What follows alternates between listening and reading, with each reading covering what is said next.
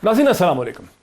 नाज़रीन, वफाकी काबीना ये कहती है कि मरीम नवाज़ साहिबा का नाम ECL से नहीं निकाला जाएगा। सो मरीम नवाज़ साहिबा बाहर नहीं जा रही। अभी तक तो कम अज़ कम यही लगता है कि मरीम नवाज़ बाहर नहीं जा रही हैं। राना सनाउल्लाह को गिरफ्तारी, राना सनाउल्लाह रिहा हो गए हैं, एहसन इकबाल गिरफ्तार हो गए हैं, 13 दिन का रिमांड हो गया है।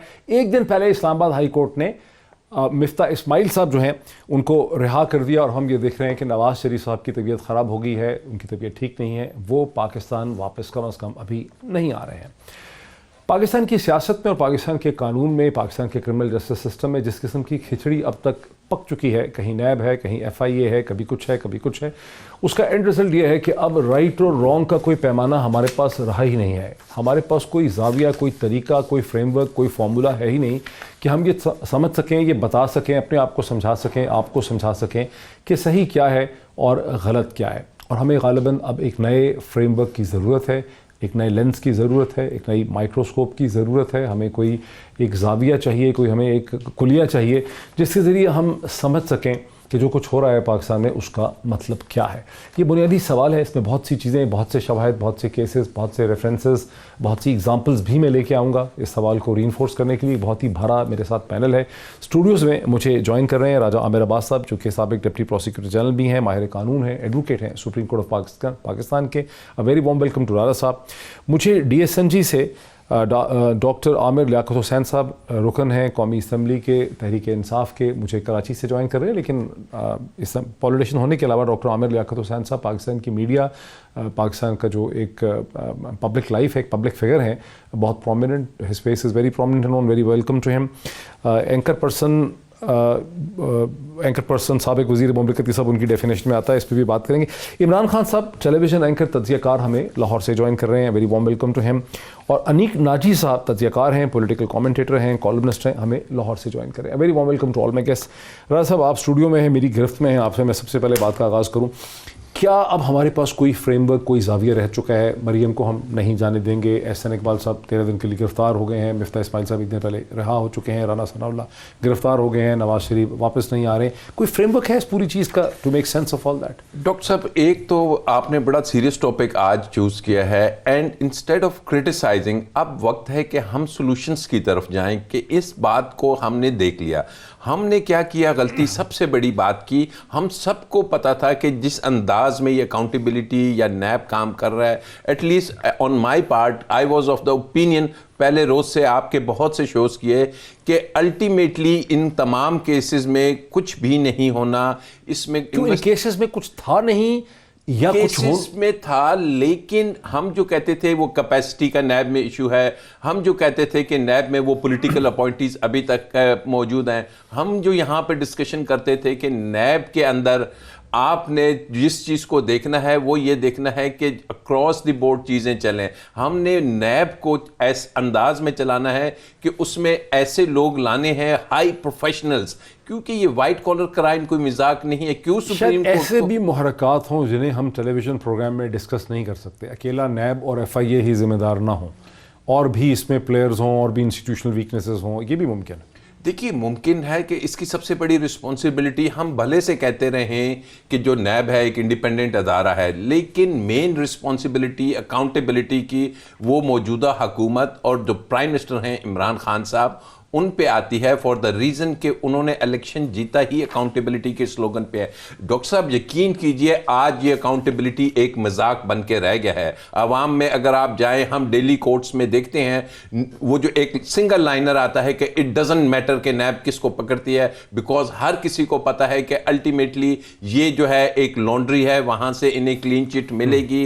और कुछ पॉलिटिशियंस जिनके प्रोफाइल में ये कैदो बंद की सोबतें नहीं थी, कल को वो भी बड़े आके तकरीरें मारेंगे कि हमने इस जमहूरियत के लिए कैदो बंद गुजारे, हमारे ऊपर के। देखिए, इस अंदाज में अकाउंटेबिलिटी नहीं होती है। हमने अक्रॉस द वर्ल्ड देखना है कि दुनिया कैसे करती है, मजाक नहीं बनाती। मैं पहले दिन से कह रहा हूं कि इस अंदाज में आप किसी केस तक नहीं पहुंच पाएंगे, और आपने देखा कि क्या है। इट्स हाई टाइम कि इमरान खान और जो इदारे हैं वो इसको रोकने के लिए, इंक्लूडिंग सुप्रीम कोर्ट, हमारी अदालतें, डॉक्टर आमिर लियाकत हुसैन साहब, इमरान खान और आपकी जमात ने अननेसेसरीली एक अकाउंटेबिलिटी का स्टैंड ले लिया। आप लोग अच्छी तरह से जानते थे कि इस मुल्क के सियासी और इसके कानूनी ढांचे में, इसके क्रिमिनल जस्टिस सिस्टम में इस किस्म की कोई गुंजाइश है ही नहीं। 70 साल की तारीख में कोई अगर किसी से ज़ाती दुश्मनी कहीं थी सिस्टम की, जैसे जुल्फ़िकार अली भुट्टो से थी, उसका तो केस प्रूव हो गया लेकिन और कहीं पे कोई डिलीवरी यहाँ पे है ही नहीं थी।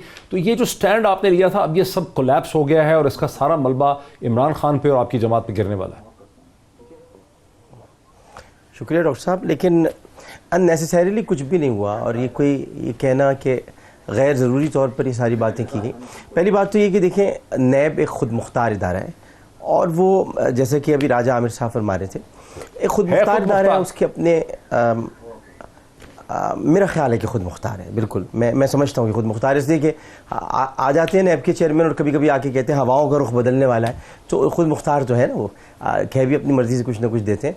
तो खुद मुख्तार इदारे इस लिहाज से, और फिर उनकी अपने क़वानीन हैं, अपने तरीक़ेकार हैं। अब ये इमरान खान पे सारा मलबा क्यों डाल दिया जाए कि इमरान खान ने एहतसाब, अब अगर इमरान खान का कोई वजीर या इमरान खान का कोई रुकन असम्बली कह दे कि सज़ा होने वाली है या गिरफ्तार होने वाले हैं, तो कहेंगे इनको कैसे पता था पहले से, भाई इनको कैसे पता था। अब अगर वो नहीं कर पाए तो ये इनको तो पता था कि होने वाला है, ये क्यों नहीं कर पाए।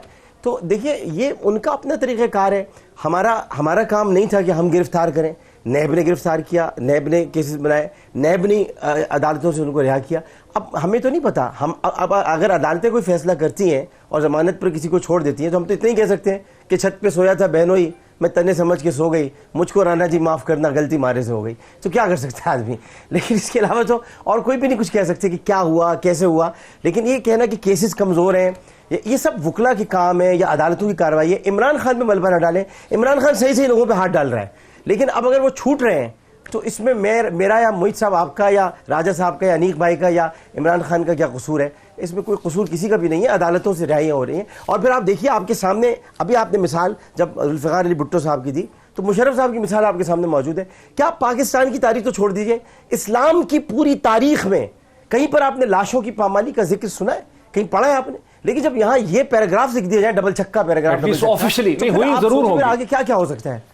हुआ जरूर होगा, लेकिन किसी काजी वक्त ने ऐसी चीज नहीं लिखी होगी। हुआ तो जरूर होगा, लेकिन किसी काजी वक्त ने किसी ने लिखा नहीं। जी हुआ है लेकिन अदालत से नहीं हुआ। ये जुल्म जरूर हुए, ये दारुल अम्मारा में हुए, ये करबला में हुए, ये हज़रत उस्मान गनी के घर पे हुआ है, ये बहुत सारी जगहों पे हुआ है, लेकिन काजी ने नहीं दिया।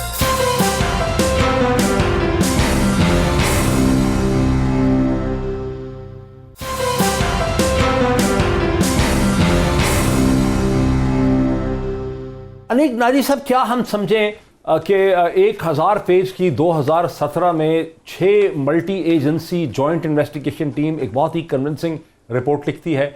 600 पेजेस का फैसला सुप्रीम कोर्ट ऑफ पाकिस्तान जो है वो 2 दफ़ा फैसला करती है, पहली फिर दफ़ा, फिर अप्रैल में, फिर दोबारा जुलाई की 28 तारीख को। फिर हम देखते हैं कि जो है उसके ऊपर नैब के रेफरेंसेस बनते हैं, केसेस बनते हैं, 16 कंपनीज इंटरकनेक्टेड हैं, उनके अमाउंट्स, उनकी सब चीज़ें डिस्कस होती। फिर और आगे आ जाएं 2018 के दिसंबर में हम देखते हैं कि 6 एजेंसीज जो हैं वो 128 पेज की रिपोर्ट लिखती हैं फेक अकाउंट्स के हवाले से। 30 से ज़्यादा फेक अकाउंट्स हैं, 40 अरब रुपए से ज़्यादा का पैसा उसमें घूम फिर रहा है, उसमें सैकड़ों के हिसाब से सस्पिशियस फाइनेंशियल ट्रांजैक्शंस हैं। कहीं कोई छकड़े वाला, कहीं कोई ख्वांचा फरोश, कहीं कोई पुलिस का कांस्टेबल, कहीं कोई हाउसवाइफ निकलते हैं जिनके बैंक अकाउंट में से, जिनको पता ही नहीं है, अरबों अरबों रुपए की ट्रांजैक्शन वहाँ पे हो रही थी। उसके बाद सूरत हाल ये है कि आसिफ अली जरदारी साहब जो हैं वो कराची चले गए हैं, उनकी बेल हो गई है। जनाब मोहतरम नवाज़ शरीफ साहब जो हैं वो लंदन में हैं, वो वहाँ से नहीं आ रहे हैं। चौधरी शुगर मिल का केस आया था तो लगता था बिल्कुल डॉक्यूमेंट्री केस है।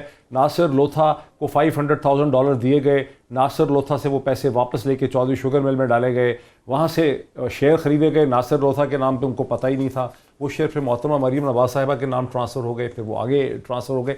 तो ये सब चीज़ें on the face of it बहुत कन्विंसिंग लगती हैं, इंटरकनेक्टेड है, लॉजिकल है, ह्यूमन माइंड इनको एक्सेप्ट करता है। उसके बाद हम अदालतों में जाते हैं, रेफरेंसेस होते हैं, और एक बिल्कुल जैसे कीचड़ में कोई ट्रक फंस जाता है, उसके बाद सारा मामला ही खत्म हो जाता है। क्या वजह है? केसेस गलत बनते हैं, क्रिमिनल जस्टिस सिस्टम वीक है, अदालतें नहीं हैं प्रो प्रोसिक्यूशन, क्या है इशू, क्या समझ आती है आपको? देखिए, आपने बहुत अच्छी तफसील बयान की। इससे अगर हम थोड़ा पहले चले जाएं तो बीबी की जो पहली गवर्नमेंट थी 88 और 90 में जो डिसॉल्व हुई, करप्शन पे हुई, सदर गुलाम इसहाक खान थे, केयर टेकर प्राइम मिनिस्टर जो है वो गुलाम मुस्तफ़ा जतोई थे, सिंध में जाम सादिक अली बैठे थे, यहाँ गुलाम हैदर वाही आ गए थे पंजाब में, और उसके बाद वो उस वक्त की जो यानी पाकिस्तान की जो आप समझ लें मरकजी कुव्वतें इदारे सारे वो यानी मिस्टर 10% के पीछे पड़ गए थे। यानी वहां से अगर आप करप्शन, एक्चुअली करप्शन जो इशू बना है ये वहां से पाकिस्तान की सियासत में एक माकूल और बिल्कुल सबसे मकबूल नारा बन के ये उस दौर से आया है, और ये केसेस तब से बनते चले जा रहे हैं, स्टैब्लिशमेंट्स बनती चली जा रही हैं, आती चली जा रही हैं। यानी उसके बाद नवाज शरीफ फिर गए, फिर उसके बाद बीबी आई, फिर आप जानते ये गलत बन रहे हैं केसेस। फाइनली परवेज मुशर्रफ आए और अपनी सारी मिलिट्री माइट के साथ उन्होंने सारा लेकिन ये केसेस गलत है क्या? एक देखें 12 अक्टूबर के बाद पूरी मिलिट्री माइट के साथ जब शरीफ फैमिली को उन्होंने फोकस किया, जी नहीं मैं गलत नहीं कह रहा, मैं ये कह रहा हूं कि इस बात को, इसी बात को मैं आपको कह रहा हूं कि एक और जाविये से देखें। मैं एक कौम से ताल्लुक रखता हूं, ये कौम है जिसके बतन से इदारे जन्म लेते हैं, ये कौम है जो ये इदारों को बना के, वो बेशक पार्लियामेंट हो, वो अदलिया हो, वो फौज हो, वो कोई डॉक्टर्स हो, सरकारी ब्यूरोक्रेट हो, मिलिट्री ब्यूरोक्रेट्स हो, कौम के बदन से इदारे निकलते हैं और कौम इनको अपना पेट काट के, जैसे वालदैन अपने बच्चों की परवरिश करते हैं उनकी एजुकेशन के लिए अपने एक्सपेंसेस काट के, पेट काट के, वैसे ये बेचारी कौम, ये जो एक थर्ड वर्ल्ड की कौम है। मैं अभी जहां पे रहता हूं, ये पंजाब यूनिवर्सिटी के साथ एक 4 साल का बच्चा और फिर 9 साल, 4 भाई हैं जो इस सर्दी में बाहर खड़े होकर भीख मांग रहे हैं। 16-16 घंटे जिस कौम के बच्चे भिखारी बन के भीख मांगे, तो और तरफ जा रहे हैं वो कौम जनी टैक्स देके हम और तरफ जा रहे हैं। केसेस गलत बनते हैं, क्या केसेस गलत बनते हैं? करप्शन नहीं हुई भी होती सर, मैं ये कह रहा हूं कि अगर करप्शन हुई है और साबित नहीं हुई, मैं ये कह रहा हूं कि सर, मैं ये कह रहा हूं कि करप्शन अगर हुई है और साबित मेरे सामने लाई गई और साबित नहीं हो रही, तो ये जितने इदारे इसमें इन्वॉल्व हैं ये सब के सब कौम को जवाबदेह हैं। और जब कौम हिसाब लेने पे आ गई, मतलब है जिस तरह से आप देख रहे हैं भारत में लोग आगे निकल जाते हैं, लोग लीडरशिप पीछे रह जाती है। मैं उस लम्हे से डर रहा हूं कि अगर यहां उस तरह का खुदा ना खास्ता को वैलकानो हो गया, फिर यहां बचेगा कोई नहीं। मैं और आप जो बातें कर रहे हैं ये आर्टिफिशियल बातें हैं, फेरी वाले की दुनिया और है, दुकानदार की दुनिया और है, वो तो बेचारा लूट मार को भी बर्दाश्त करने को तैयार है, उसको रोटी तो खाने दो। इमरान खान, फिर इसे कहते हैं क्रिमिनल जस्टिस सिस्टम के तो बहुत से कंपोनेंट है ना, पुलिस भी है, FIA भी है, नैब भी है, प्रोसिक्यूशन भी है, फिर अदालतें भी हैं, फिर वकला भी हैं, फिर बार भी हैं, बार एसोसिएशंस भी हैं। तो फिर क्या हुआ? मतलब मैं तो एक लॉजिकल थ्रेड ढूंढना चाह रहा हूं। करप्शन होती है, जैसे आसिफ अली जरदारी की मैंने एग्जांपल दी, करप्शन तो मैसिव हो रही है पब्लिक ऑफिस की, लेकिन पाकिस्तान में किसी पे साबित नहीं हो सकती। देखिए, सिस्टम कमजोर है पाकिस्तान का, सिस्टम डेवलप नहीं हुआ, लोग डेवलप हुए हैं, माफियाज डेवलप हुए हैं। अब अगर एक आदमी करप्शन करता है और वो अपनी चालाकी, होशियारी और अपने जो उसका माफिया नेटवर्क है उसके जरिए से वो बच जाता है, तो इसमें हम ये नहीं कह सकते कि इदारे आकर हमें जवाब दें। यानी इदारों से हमें जवाब तो मांगना है, उनके सिस्टम को डेवलप होना चाहिए, बेहतर होना चाहिए, उनकी जो ट्रेनिंग है वो बेहतर होनी चाहिए, उनको एविडेंस कलेक्शन आनी चाहिए, वो इस तरह का मामला अदलिया के सामने लेकर जाएं और फिर अदलिया आगे उस तरीके से उसको डील करे कि इंसाफ होता हुआ नजर आना चाहिए। लेकिन अगर आपको ये सारा कुछ नहीं हो रहा, तो इसका मतलब ये नहीं है कि वो जो करप्ट आदमी है जो पकड़ा गया था और बच गया है, हम उसके वकील बन जाएं और ये कहना शुरू हो जाएं कि देखो वो बेगुनाह है बेचारा, उसने कितनी तकलीफें बर्दाश्त की हैं, उस बेचारे को बिला वजह पकड़ लिया था। ये जो पकड़े गए हैं ना, ऑलमोस्ट सारे ठीक पकड़े गए हैं सिवाय राणा सनाउल्लाह के।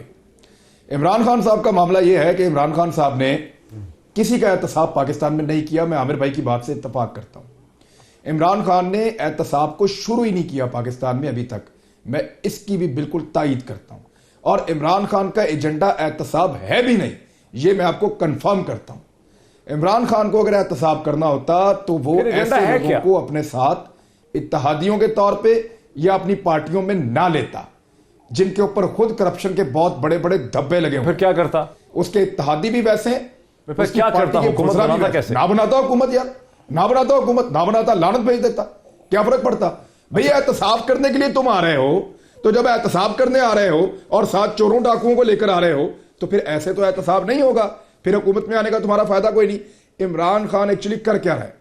इमरान खान ये कर रहा है, इसका जवाब आमिर लियाकत हुसैन से ले ले। कुछ कमाई, मैं बता रहा हूं ना आपको, जो नैब कर रही है उसको अपने खाते में डाल लेते हैं अपने स्टेटमेंट्स के जरिए से, जो कोई और इदारा कर रहा है उसको अपने खाते में डाल लेते हैं ये अपने स्टेटमेंट्स के जरिए से, और जब काम खराब हो जाता है तो ये अदालतों पे डाल देते हैं अपने स्टेटमेंट्स के जरिए से।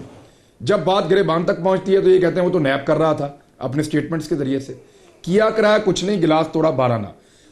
6 केस मैंने बताए थे पंजाब के अंदर, हुकूमत पंजाब की जो शहबाज शरीफ साहब थी उनकी करप्शन के, और बड़े शानदार केस थे, आज तक शुरू भी नहीं हुए।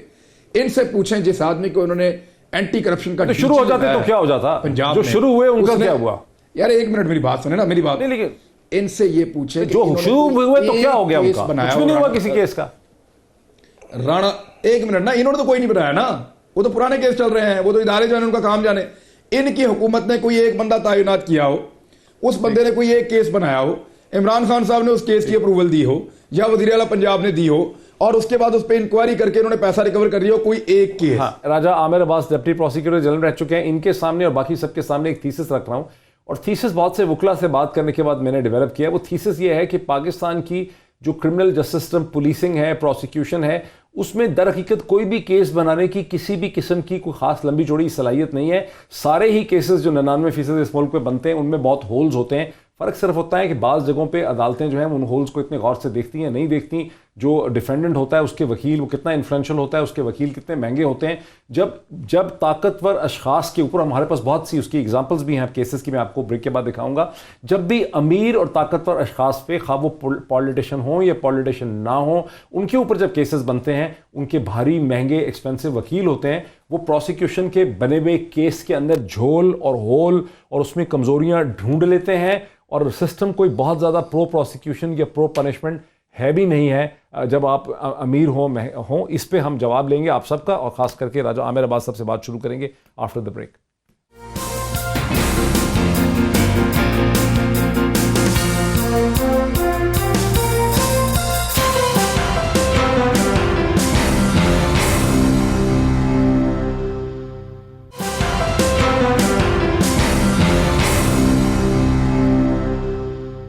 नाज़रीन, वक्फे से पहले मैंने अपना थीसिस आपके सामने रखा था कि ये सिर्फ कोई सियासतदानों का मसला नहीं है, ये कोई फेक अकाउंट्स की बात नहीं है, ये कोई 16 इंटरकनेक्टेड कंपनीज और JITs ही का फेलियर नहीं है, ये तो अक्रॉस द बोर्ड यही हो रहा है। और कुछ एग्जांपल्स मैं आपको याद करवाऊंगा, ये सब आप मशहूर केसेस हैं जिनसे पूरा पाकिस्तान वाकिफ़ है। शाहरुख जतोई मर्डर केस, बावजूद इसके कि बहुत ही ताकतवर सुप्रीम कोर्ट के चीफ जस्टिस इफ्तिखार चौधरी ने डायरेक्टली सुओ मोटो नोटिस लिया और इंटरवीन किया ताकि रिलीफ ना मिल सके मर्डरर्स को। बाद में मर्डरर्स ने समझौता कर लिया, वहाँ से पैसे वैसे का मामला हो गया, वो भी निकल गए। बैरिस्टर फहद मलिक बहुत ही मशहूर शख्सियत थे, उनका मर्डर हुआ इस्लामाबाद में चंद बरस पहले, अभी तक उसका कहीं पे भी केस नहीं पहुंचा। लगता है कि ज़मानत ही ना कहीं हो जाए मर्डर की।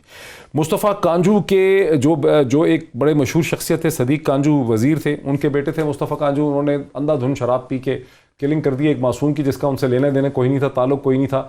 वो भी मेरा ख्याल है उसके बाद वो भी वहाँ से निकल गए।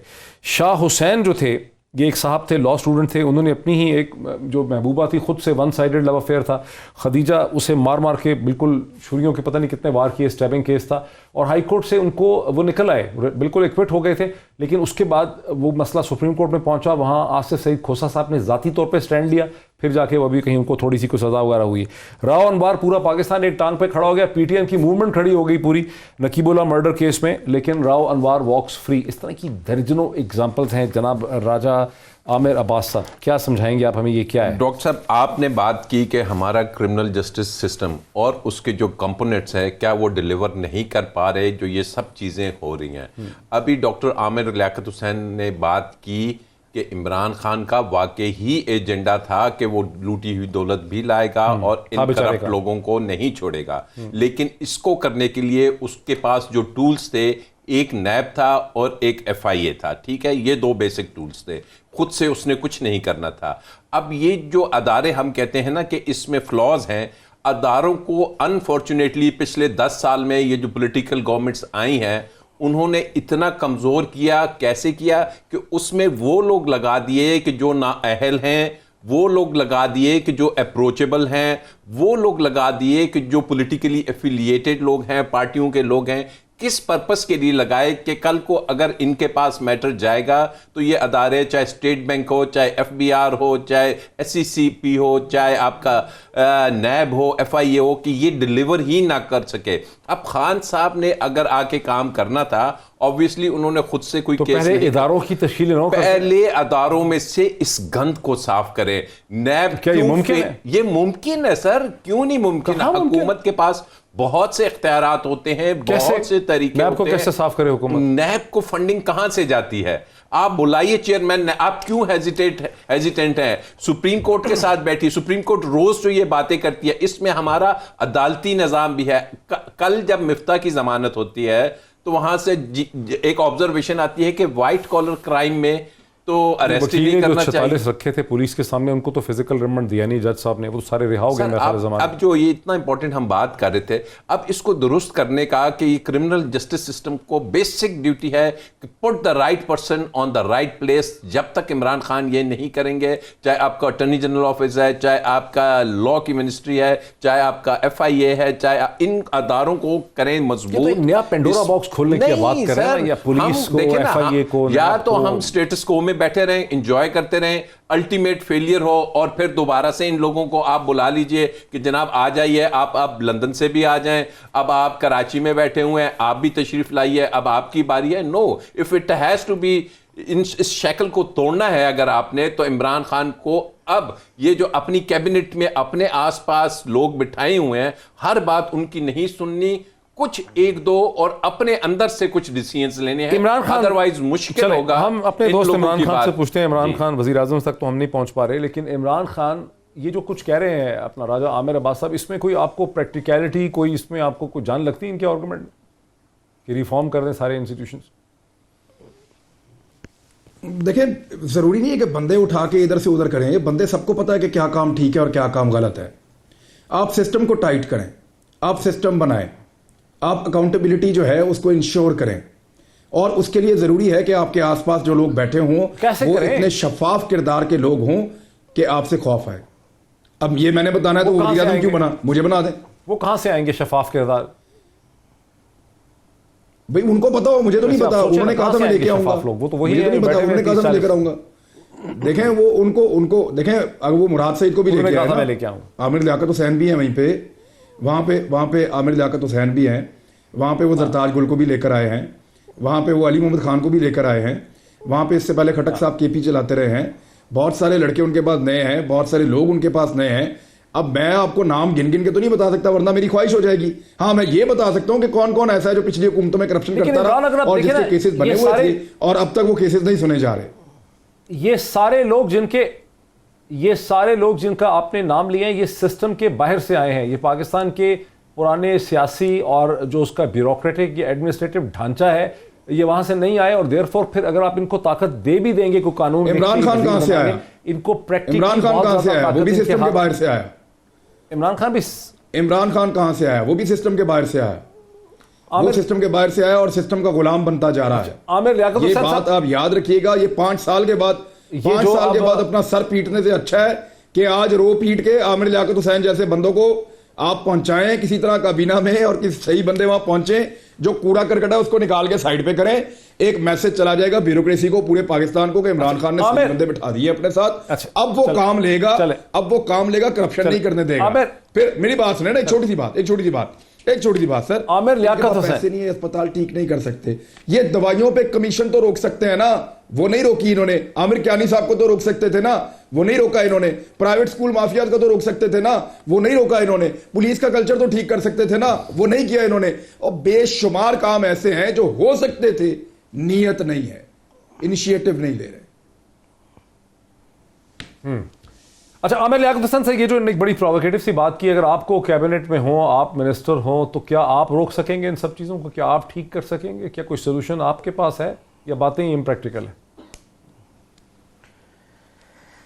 डॉक्टर साहब से खुदा लगती कहूँ और दिल की बात कहूँ तो इमरान खान अभी जो बातें कर रहे हैं, अगर मैं मुखालफत करूँ तो मैं कहूँगा जी नहीं इनको नहीं पता, ये सब नहीं। बातें दुरुस्त हैं, बहुत सारी बातें दुरुस्त हैं। कुछ लोग काबीना में भी ऐसे मौजूद हैं जिन पर करप्शन के चार्जेस हैं और जिनके बारे में ख़ुद खान साहब को मालूम है।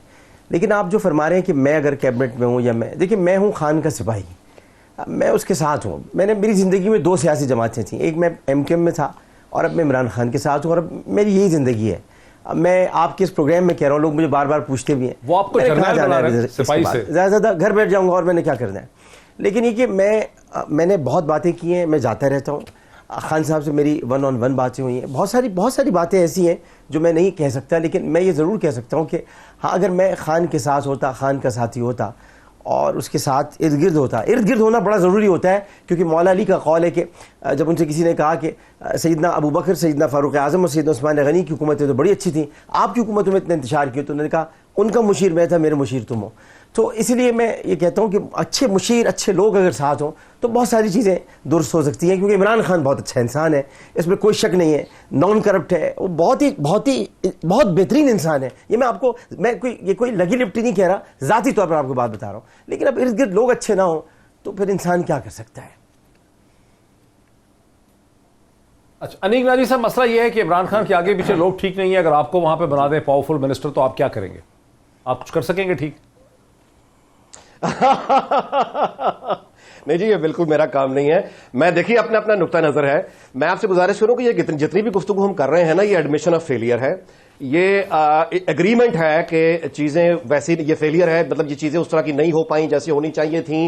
वो पार्टी जिसका नाम ही तहरीक इंसाफ था, वो इंसाफ के निजाम को ही अगर दुरुस्त नहीं कर पाई जो उसके नाम का हिस्सा है, तो जाहिर है कि फिर उसके बाद हमें एक्सक्यूजेस भी, और फिर ये कि पहले ये ब्यूरोक्रेसी पे डालते थे कि ब्यूरोक्रेट शहबाज शरीफ के साथी हैं, खिलाए हुए हैं, ये है वो। पहले तो साथी थे नहीं थे पंजाब में, तो सारे के सारे वैसे वही उन्हीं को लाना पड़ा, लेकिन अब डिलीवर जो है वो हमारे सामने होगा। देखिए मेरा ख्याल है कि अब ये जो है ना, एक तो ये कि हमें किसी की नीयत की, जहां तक वो तो सिर्फ अल्लाह ताला की जात है जो नियतों को जानता है, हम सिर्फ अमाल को देखकर ही किसी शख्स को कहेंगे कि करना चाहता है। अब करना चाहना काफी नहीं है, उसके लिए स्किल हो। हर मां चाहती है अपने बच्चे का वरना ऑपरेशन खुद कर लेती, बाप अपने बच्चों का ऑपरेशन, एक स्किल चाहिए।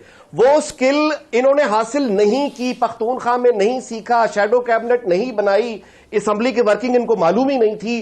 पै दर पे अभी पाकिस्तान के फॉरेन ऑफिस से अभी एक लीक आया, ये जो मलेशिया वाला मामला हुआ है, तो हम इस बात को, मेरा ख्याल है कि किसी और सियासी जमात के पास वो स्किल है, आपको ये इनिशिएट करना, करप्शन को अकाउंटेबिलिटी करने की किसी और सियासी जमात के पास स्किल है? किसी और सियासी जमात के पास ये स्किल और कैपेसिटी है चीजों को ठीक करने की? देखिए डॉक्टर साहब, ये कौन तय करेगा कि किसी जमात के पास ये स्किल है या नहीं? मैं और आप या कौम? किसने तय करना है? कोई तरीकाकार होगा ना, किसी तरीकाकार से आप, यानी कौम ही लोगों को इलेक्ट करेगी ना, उसका वाहिद तरीका इलेक्शन है। अभी आपने इंग्लैंड में देखा, आप बोरिस जॉनसन को लीडर मानते हैं, लेकिन वो आ गया, क्या करें? ब्रेक्सिट क्या इंग्लैंड के हक में बेहतर है? आप जानते हैं क्या बुरा उनका हाल, लेकिन वो बार बार इलेक्शन में गए, लोग फैसला दे रहे हैं, वो इंप्लीमेंट करेंगे। आपको लोगों के कलेक्टिव इंटेलिजेंस पर एतमाद करना पड़ेगा। ये सालेहीन की हुकूमत, मसीहाओं की हुकूमत हम देख चुके हैं, उसके नतीजे भुगत चुके हैं। लोगों को लाने दें, वो आए, ये तो हो गया। अब मैं आपसे ये तवक्को करता हूं, मैं अगली बात कर रहा हूं कि इस ग्रिड लॉक में जिसमें फंसे हुए हैं, इसको आगे कैसे चलें? आगे का रास्ता क्या है? क्या नया इलेक्शन कोई हमारा हल हो सकता है? क्या कोई अवामी तहरीक चाहिए? क्या कोई सिविल सोसाइटी को तहरीक चलाए? इफ्तिखार चौधरी के वक्त आप जानते हैं कि पूरा मुल्क खड़ा हुआ, हमारे यहां भी क्या करें? हाथ जोड़ के खड़े हो जाएं इनके सामने, बाहर से लोग ला के तजुर्बे करके देख लिया, हर तरह के, मतलब है अब हम उस रास्ते पे चलने पे तैयार क्यों नहीं होते जो मगरिब में, बरतानिया में, मतलब है जमहूरियत क्या इसमें, मतलब है आपको दुश्मनी क्यों है जमहूरियत से? अच्छा, राजा आमिर अब्बास साहब को जरा इसमें आने दीजिए। राजा आमिर अब्बास साहब, कोई प्रैक्टिकल सोल्यूशन मुझे नहीं लग रहा, जो सारे आपने बताए कोई प्रैक्टिकल नहीं। देखिए, प्रैक्टिकल बनाने से, कहने से नहीं होगा। जो बैठे, जब एक शख्स होता है ना हुकूमत से बाहर, तो वो एक विजन देता है, उसको हुकूमत जो दी जाती है, उस विजन को अब उसने नहीं बताना कि ये मेरा विजन है, उसने उसको इम्प्लीमेंट कराना है। और इम्प्लीमेंटेशन के लिए कोई इस मुल्क में अच्छे लोगों की कमी अगर कहा जाए कि नहीं है, आप कह रहे हैं लाए कहां से, बहुत से लोग हैं। लेकिन जैसे कि उन्होंने बात की डॉक्टर लियाकत ने, कि एक माफिया से जंग हो रही है, ये कोई आसान काम नहीं है कि 30-35 साल की गंद को आप किसी 1 साल या 12 महीने में, और ये कहना क्या इमरान खान ने कुछ बेहतरी हासिल की है 15 महीनों में? ऑब्वियसली सेंटर में करप्शन को रोका है, बिल्कुल रोका है। अब करप्शन का वो पैमाना जो हम पहले देखते थे कि जिस दिन पार्लियामेंट आती थी, बगल में 4 फाइलें हर मिनिस्टर के होती थी, ये हमारा अपना एक्सपीरियंस है। किसी ने रोड के ठेके पकड़ने होते थे, किसी ने FIA में भर्ती करानी होती थी, या आपका सिविल सेक्रेटरिएट, इसमें मां सिवाय इसके कि जी PIA में लगवा दो, उधर लगवा दो, मुझे फॉरेन डेपुटेशन पे करा दो, मुझे NHA का ये लगवा दो। अब वो चीजें नहीं हो रही।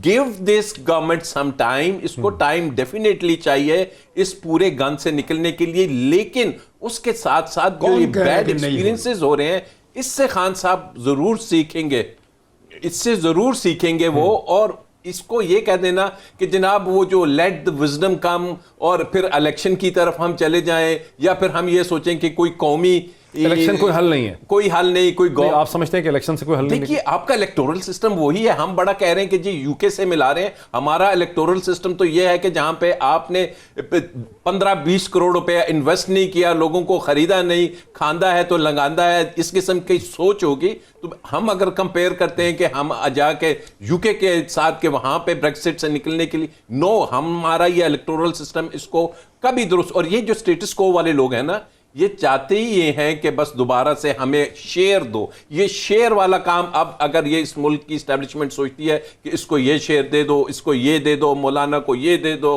फलाने को ये दे दो, मुझे एक जुमला बोलना है, उसको पंजाब दे दो, ऐसे नहीं चलेगा काम। ऐसे काम नहीं चलेगा। जुमला ब्रेक के बाद बोलने में ब्रेक ले लूं। नाज़रीन, सब लोग जो कुछ भी कह रहे हैं वो आपके सामने, आप ही फैसला करेंगे कि क्या किसी की बात आपको समझ आ रही है। एक ब्रेक के बाद इमरान खान साहब की तरफ चलते हैं आफ्टर द ब्रेक।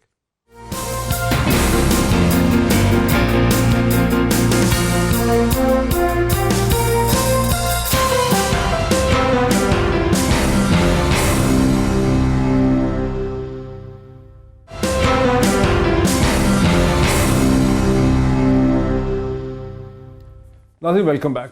नाज़रीन, इमरान खान साहब की तरफ चलता हूँ। इमरान खान, कहीं ऐसा तो नहीं है कि हम मीडिया से भी जो आइडियाज़ जनरेट करते हैं उन आइडियाज़ में कोई जान नहीं होती? हमारे आइडियाज़ बड़े कमज़ोर हैं। हज़ारों लाखों लोग हमारे आइडियाज़ को समझते हैं कि शायद ये कोई सोल्यूशन है, कोई ये समझदारी की बात हो रही है, लेकिन हमारे में है कुछ नहीं। अभी नाजिर साहब ने कह दिया कि फ्रेश इलेक्शन करवाएं। मुझे इस पर एक सख्त रिजर्वेशन है। मैं चाहूँगा नाजिर साहब भी एक्सप्लेन करें, आप भी करवाएं। अगर यही सारा सिस्टम और निज़ाम है, फ्रेश इलेक्शन से क्या हो जाएगा? क्या उससे कोई सोल्यूशन निकल सकता है?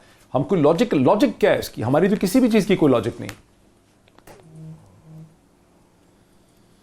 देखें, अगर तो आपको लगता है कि इमरान खान साहब बिल्कुल ठीक काम कर रहे हैं, अच्छी नीयत के साथ काम कर रहे हैं, उनकी टीम बहुत अच्छी है और वो डिलीवर कर रहे हैं, तो फिर तो ये सिस्टम 5 साल चलना चाहिए।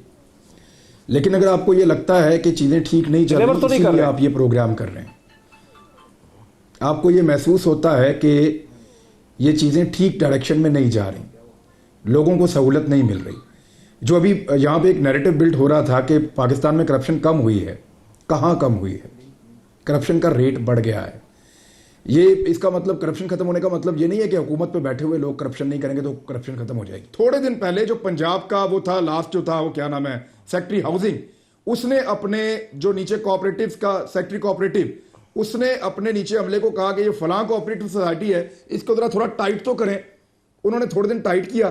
एक दिन उसने बुला के कहा कि यार अब इनको छोड़ दें, कोई मसला नहीं है। वो कहता है जब मैंने डिग आउट किया तो मुझे पता चला कि 2 प्लाट उसके रिश्तेदारों के नाम पे लिखे गए हैं। अब कहां करप्शन खत्म हो गई है?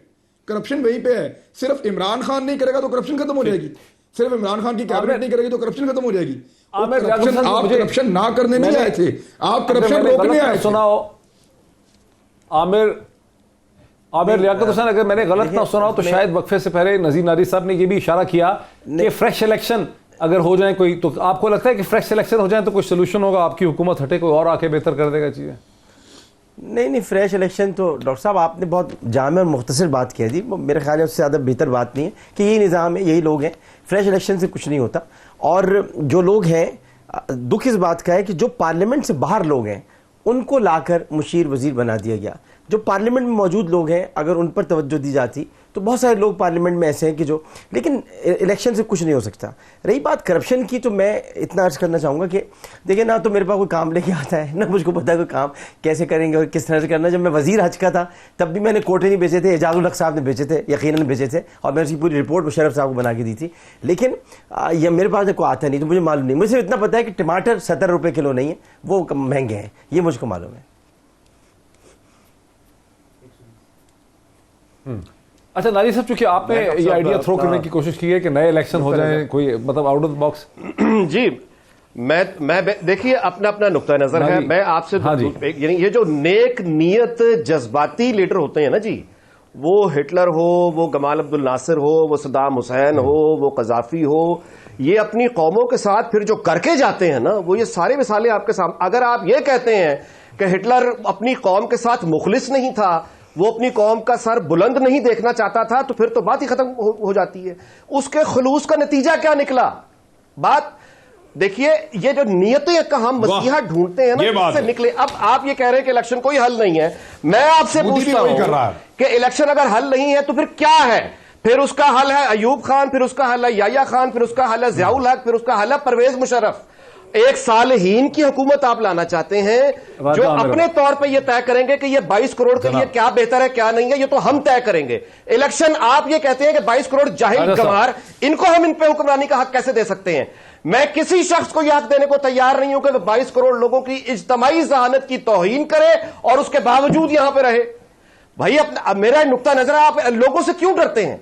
इलेक्शन का मतलब सिर्फ इलेक्शन नहीं होता, हजार बुराइयां जमहूरियत में, हजार बुराइयां इलेक्शन में। यही प्रोसेस बार बार होगा। ये कौम है जो सियासतदानों से हिसाब लेगी। ये जमहूरियत नहीं है क्या? बस में होता तो फिर ये जिसको बुरा कहते हैं उसी से जाके मिलते हैं। इस परवेज मुशर्रफ ने कहा था कि नवाज शरीफ, नहीं जी, परवेज मुशर्रफ ने कहा था कि बेनजीर और नवाज शरीफ इस मुल्क की हिस्ट्री में नहीं आएंगे। ये मेरा नहीं, ये इदारे का फैसला है। तो आप बताएं फिर क्या हुआ? उसी बीबी से मिलने मुशर्रफ खुद चल के गया, वही नवाज शरीफ यहां पे आया, उसका किसी की जरूरत थी उसे रोक सका? छोड़ दे ये जो बातें हैं ना कि ये ड्राइंग रूमों में बैठ के कि हम ये तय करेंगे कौम के लिए क्या अच्छा है, उसके बाद भागना पड़ता है। के लिए इमरान खान साहब खुद कहते रहे कौम के हवाले करें। नए इलेक्शन के लिए इमरान खान साहब खुद कहते रहे हैं कि क्या तुम्हें वोट मिल गए तो 5 साल तक अगर तुम गंदे तरीके से मुल्क चलाओगे तो क्या हम चलने देंगे? इमरान खान साहब कहते थे, इमरान खान साहब का आर्गूमेंट था कि अगर आपको वोट पड़ गए तो क्या 5 साल तक आप मुल्क के सियासत के मालिक हो जाएंगे? नहीं होगा। हम आपका हाथ रोकेंगे और आपको दोबारा इलेक्शन की तरफ लेके जाएंगे। इमरान खान साहब कहते थे। सर मैं कह रहा हूं कि इलेक्शन होते भी जो है ना, इंतखाबात होते हैं तो मिड टर्म तो होने दें। 15 महीने में आप कह रहे इलेक्शन हो जाए? हाँ 18 महीने बाद हुए थे डॉक्टर 88 में, 18 महीने के बाद हुए थे। आप इलेक्शन 15 महीने में क्यों नहीं हो सकते? आपने 15 महीने में 18 महीने में हुए थे, बीबी के जमाने में हुए थे। अपना पॉइंट ऑफ व्यू दे दिया। 18 महीने में दुनिया में होते हैं। हमने 18 महीने के बाद रिजल्ट्स भी देखे और आप हमारे यहां हुए थे, हमारे यहां हुए 88 में बेबी इलेक्ट होके आई थी, 18 महीने बाद इलेक्शन हो गए थे। और भाई इलेक्शन 18 महीने में पाकिस्तान में हुए हैं। बीबी को निकाल दिया। आप वो तो प्रेसिडेंट ने निकाल दिया था ना, वो क्यों भूल गए? वो डेमोक्रेटिक थोड़ा था। बीबी की हुकूमत, वो डेमोक्रेटिक नहीं था। आप इस हुकूमत को किस बात पे खत्म करेंगे, किस कानून के तहत खत्म करेंगे? क्या आप दोबारा इलेक्शन के लिए जाने के लिए आप इस सुप्रीम कोर्ट में जाएंगे? कोई कानूनी रास्ता तो आप इख्तियार करेंगे ना। सुप्रीम कोर्ट कैसे खत्म कर सकते हैं? तो फिर ये बताइए ये कैसे खत्म करेंगे इस सिलेक्टेड? मेरी बात सुने, इमरान खान बात को मानने वाला कोई दूसरा आदमी है। और खबर आपने लेनी है तो मैं आपको बता देता हूं आपको इलेक्शन कैसे होगा। ओ खबर आ रही है, खबर आ रही है। चले जी, खबर आ रही है। हाँ जी बताएं। अच्छा जी, मैं आपको बता देता हूं। ये 2-3 तरीके हैं इलेक्शन के। एक तो आपको याद होगा इमरान खान साहब ने कहा था कि मैं खुद, एक आखिरी पत्ता मेरे पास है, वो खुद असेंबलियां तोड़ सकते हैं। इसको याद रखिएगा। एक बड़ी इंपॉर्टेंट कानून साजी होनी है आने वाले दिनों में, और उसके लिए जो सियासी दिमाग हैं वो तैयार नहीं है। एक जगह पे 2-3 दिन पहले ये डिस्कशन हुई है, अभी तक ये डिस्कशन है कि अगर पॉलिटिकल पार्टीज इस बात पे नहीं मानती, क्योंकि हुकूमत ये चाहती है कि वजीर आजम को तमाम पॉलिटिकल पार्टीज 2/3 अक्सरियत से ये मैंडेट दे दें कि वजीर आजम ये फैसला करेगा कि उसने क्या करना है एक ख़ास नौकरी के बारे में। वजीर आजम को ये मुकम्मल इख्तियार दे दिया जाए। लेकिन पाकिस्तान पीपल्स पार्टी और PMLN अपने बदतरीन दुश्मन समझती हैं इमरान खान साहब को। वो इमरान खान साहब को इस तरह की बड़ी ताकत नहीं देना चाह रहे। इस बात पे एक डिस्कशन हुई है कि अगर इमरान खान साहब असेंबलियां तोड़ दें तो ना होंगी असेंबलियां, तो ना होगी कानून साजी, तो ना होगी ज़रूरत किसी कानून साजी की। इस बात को आप दिमाग में रखिएगा। ना होगा 900 मन तेल, ना राधा नाचेगी, यही ना। अच्छा जरा रुक जाए यहीं पे। क्विक कमेंट है कि अगर असेंबलियां बिल मर्फ से पता नहीं कहां से आई खबर, लेकिन बिल फर्ज अगर असेंबली तोड़ दें तो फिर क्या इमरान खान के प्रेसिडेंट बन जाएंगे, प्राइम मिनिस्टर होंगे? वो कैसे कंटिन्यू करेंगे? देखिए ना, वो असेंबलियां तोड़ देंगे। जैसी असेंबली टूटती है, आपका इलेक्शन कमीशन बीच में आ डॉक्टर साहब, बात यह है कि अगर ये तोड़ते हैं, इलेक्शन कमीशन आ जाता है, इंटरवीन करता है, वो केयर टेकर सेटअप, वो leader of the house, leader of the opposition एक केयर टेकर सेटअप लाएंगे। ये सारे मफरूजे हैं, ना असेंबलियां टूटनी हैं, ना ये कोई ऐसी बात होनी है जो इतनी इंपॉर्टेंट केस की इन्होंने बात की कि उसके बारे में लेजिस्लेशन होनी है। वो लेजिस्लेशन भी हो सकती है, सुप्रीम कोर्ट में दोबारा भी जाया जा सकता है। आपका आखिरी जुमला आमिर लियाकत हुसैन साहब, असेंबलियां टूटते हुए खबर दे दी उन्होंने, कुछ है लगता है आपको ऐसी सीन? असेंबलियाँ बिल्कुल नहीं टूटेंगी, असेंबलियाँ अपनी मुद्दत पूरी करेंगी और कानून साजी बिल्कुल होगी।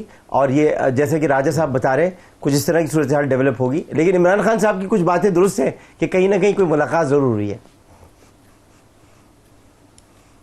कहीं ना कोई मुलाकात। बहुत शुक्रिया मेरे तमाम गेस्ट का, सबका पर्सपेक्टिव, सबका पॉइंट ऑफ व्यू, सबका आपने सुना। वक्त हमारा बिल्कुल ख़त्म हो गया है ही नहीं, टाइम। तमाम लोगों का फैसला आज इतना ही, फिर आपसे मुलाकात होती है। बहुत शुक्रिया।